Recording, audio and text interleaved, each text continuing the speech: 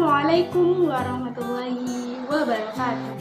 Tahiyun yang terhormat kepada dosen mata kuliah analisis laporan keuangan yakni Bapak Faiz Arif Jamil beserta teman-teman sekalian yang berbahagia.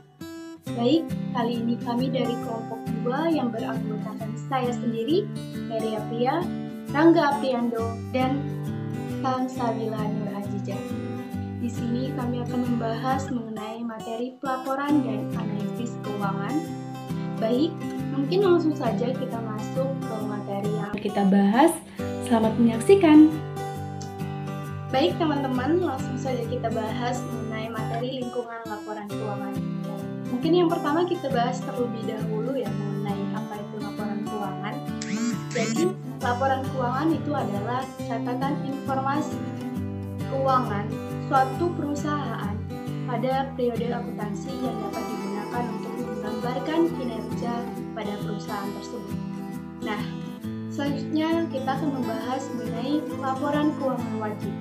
Jadi, laporan keuangan wajib itu adalah produk lingkungan pelaporan keuangan yang paling penting. Jadi, informasi itu dilaporkan keuangan dinilai relatif berdasarkan kebutuhan informasi dari pengguna dan sumber informasi alternatif itu sendiri. Contohnya seperti data ekonomi, laporan analisis, dan pengungkapan sukarela manajer. Nah, laporan keuangan wajib itu sendiri terbagi menjadi 3 bagian. Yang pertama yaitu laporan keuangan. Jadi laporan keuangan ini sering digunakan untuk mempublikasikan produk, jasa, dan juga pencapaian perusahaan kepada pemegang saham dan pihak lainnya. Lalu yang kedua yaitu pengumuman laba, di mana pengumuman laba ini memberikan informasi penting mengenai posisi keuangan dan kinerja perusahaan, baik untuk periode tahunan ataupun periode kuartalan. Dan yang terakhir yaitu laporan wajib lainnya.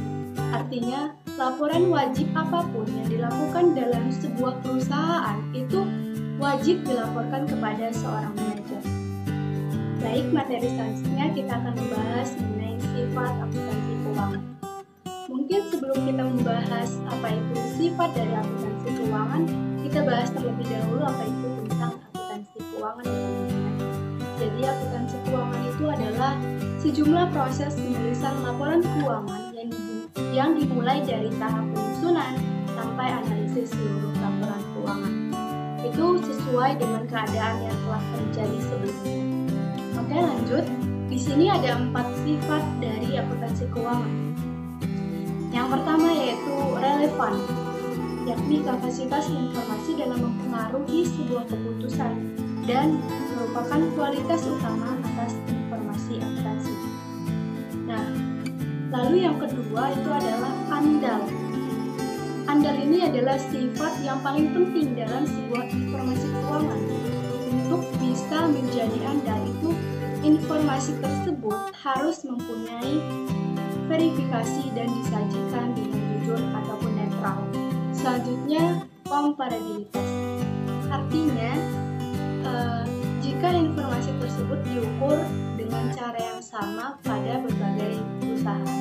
Terakhir yaitu konsistensi. Maksudnya cara yang sama yang digunakan untuk bertransaksi yang sama selama sepanjang waktu. Mengenai relevansi dan keterbatasan akuntansi. Di sini ada beberapa relevansi, yaitu ada 2. Yang pertama relevansi informasi akuntansi keuangan dan keterbatasan informasi laporan keuangan.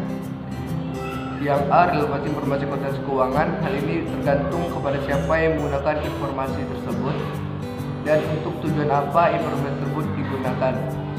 Untuk bisa dikatakan relevan apabila suatu perusahaan sudah mempunyai atau sudah membentuk dan mengembangkan perusahaan serta mampu meyakinkan pengguna agar berinvestasi pada sebuah perusahaan.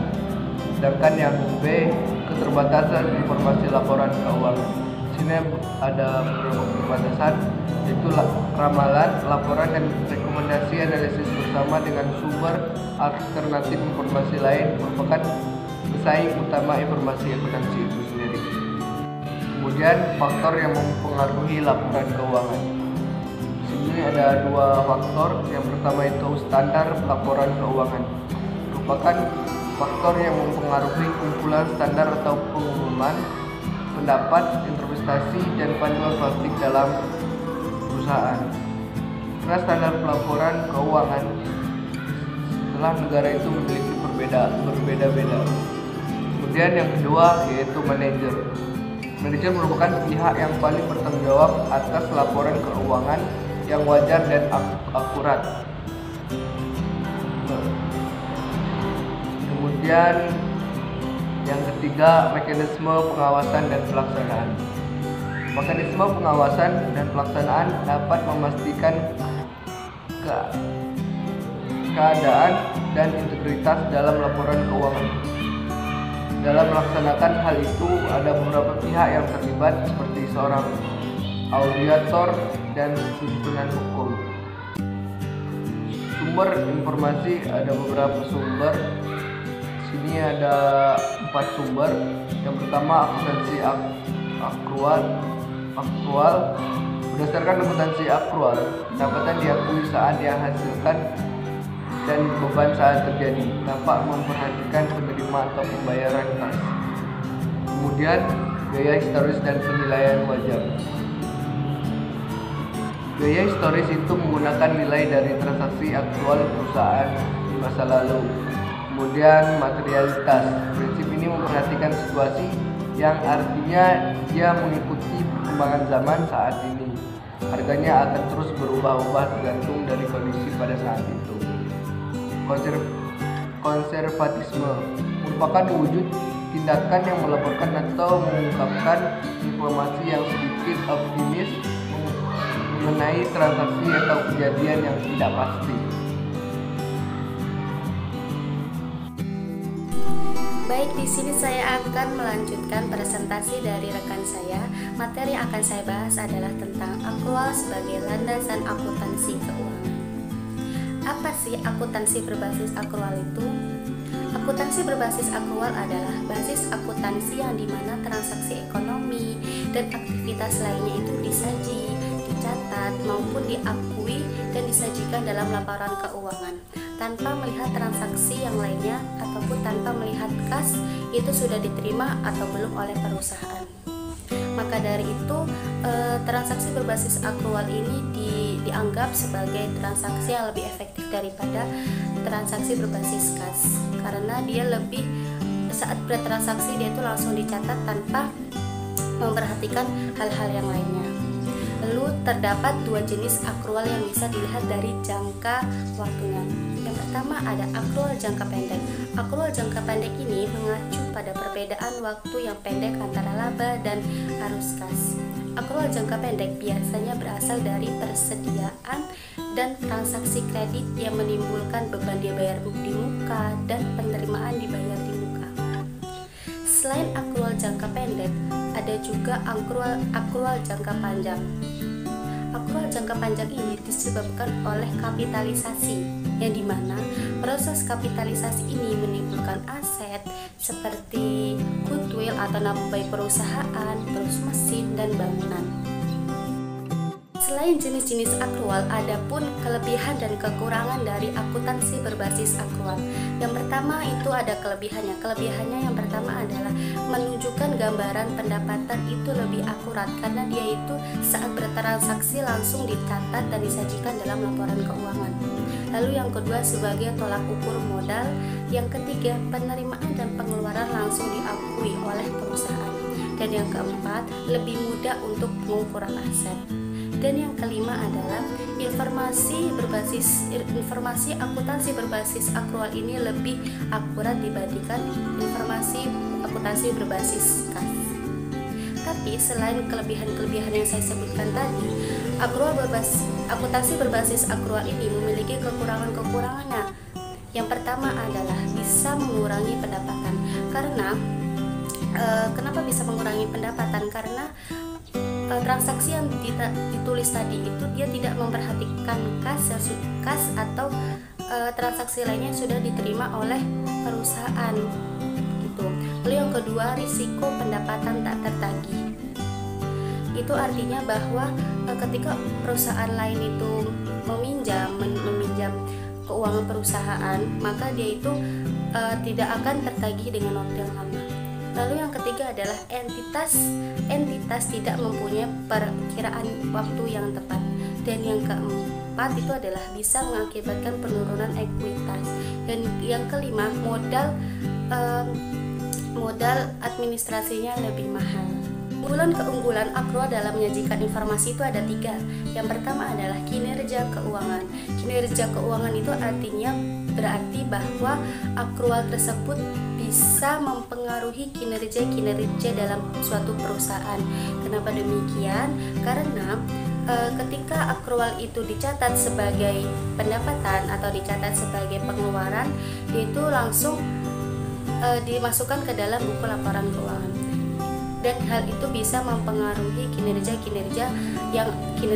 staf atau pihak-pihak yang ada dalam perusahaan tersebut. Lalu yang kedua adalah kondisi keuangan, yang dimana akuntansi berbasis akrual ini sangat mempengaruhi kondisi keuangan yang ada dalam perusahaan. Lalu yang ketiga adalah keunggulan dalam menyajikan informasi akuntansi berbasis akrual ini adalah prediksi arus kas di masa depan. Sejak awal saya sudah membahas tentang akrual dan adanya hubungan akrual dengan kas. Di sini saya akan membahas lebih lanjut terkait dengan perbedaan akuntansi berbasis akrual dengan akuntansi berbasis kas. Yang pertama adalah dalam waktu pencatatan kas. Ketika akuntansi berbasis akrual, maka akrual itu tidak memperhatikan transaksi lain yang terjadi. Tetapi kalau yang berbasis kas, dia pencatatan dilakukan di akhir dengan memperhatikan transaksi-transaksi yang sudah terjadi di sebelumnya. Lalu yang kedua dilihat dari resiko pendapatan, yang dimana ketika akuntansi berbasis akrual ini mampu mengurangi pendapatan. Lalu yang sedangkan akuntansi berbasis kas itu dia tidak mengurangi pendapatan karena dari awal dia sudah memperhatikan kas itu diterima atau belum dalam perusahaan. Lalu yang ketiga adalah informasi data. Ketika akuntansi berbasis akrual itu dianggap lebih efektif dibandingkan dengan akuntansi berbasis kas.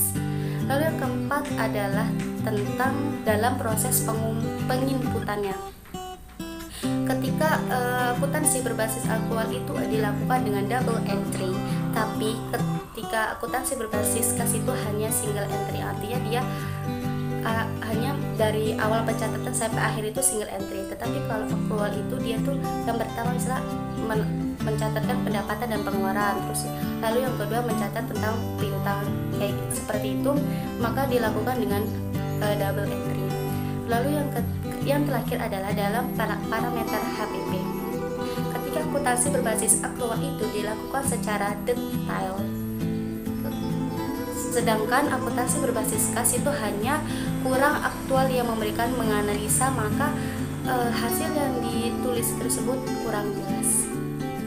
Jadi kesimpulan yang sudah dijelaskan tadi adalah laporan keuangan wajib merupakan produk lingkungan atau laporan ataupun informasi yang terkait dengan keuangan tersebut lebih detail dan merupakan hal yang penting. Laporan keuangan di setiap negara itu berbeda-beda tergantung dengan kondisi atau standar akuntansi yang dianut oleh negara tersebut. Sifat dan tujuan dari akuntansi keuangan adalah yang pertama relevan, yang kedua andal, yang ketiga komparabilitas, dan yang keempat adalah konsisten. Lalu dalam laporan keuangan juga membahas terkait dengan akrual sebagai landasan akuntansi keuangan. Jadi akrual tersebut adalah dia mencatat transaksi ekonomi, mencatat tanpa memperhatikan kas itu sudah diterima atau belum. Biasanya akuntansi berbasis akrual ini dianut oleh perusahaan menganut kredit seperti itu, karena dia itu karena pembayaran yang dilakukannya itu tidak tunai, sedangkan kalau pembayaran kas itu dilakukan secara tunai. Mungkin itu saja yang dapat kelompok kami sampaikan. Jika ada kesalahan kami mohon maaf, kepada Tuhan kami mohon ampun. Kami akhiri wabillahi taufiq wal hidayah. Wassalamualaikum